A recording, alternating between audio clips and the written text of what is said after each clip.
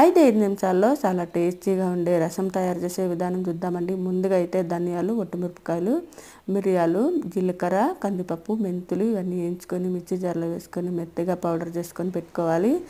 ముందుగానే మనము ఒక 6 టమోటాలు, ఒక చిన్న సైజు ఉల్లిపాయ, వెల్లుల్లి వేసుకొని ఉడకపెట్టుకొని చల్లారిన తర్వాత దానిలన్నిటిని కూడా టమోటా పీల్ తీసేసి బాగా మ్యాష్ చేసేసుకొని పప్పు గిత్తెతో కానీ చేతితో కానీ బాగా మ్యాష్ చేసేసుకొని పెట్టుకోవాలి. అందులోకి మనం పౌడర్ చేసుకున్న రసం పౌడరు, చింతపండు రసము, టేస్ట్కి సరిపడినంత ఉప్పు, ఇంకొద్దిగా నీళ్లు పోసి బాగా మిక్స్ చేసేసుకొని స్టవ్ పైన పెట్టి బాగా మరగబెట్టుకోవాలి. బాగా మరిగిన తర్వాత ఈ రసానికి తాలింపు వేసుకోవాలి. కొద్దిగా నూనె తీసుకొని అందులోకి ఆవాలు, జీలకర్ర, కరివేపాకు, ఇంగువ వేసి తాలింపు వేసుకోవాలి. అంతే, చాలా టేస్టీగా ఉండే 5 నిమిషాల్లో తయారు చేసుకునే రసం అయితే రెడీ అయిపోతుంది.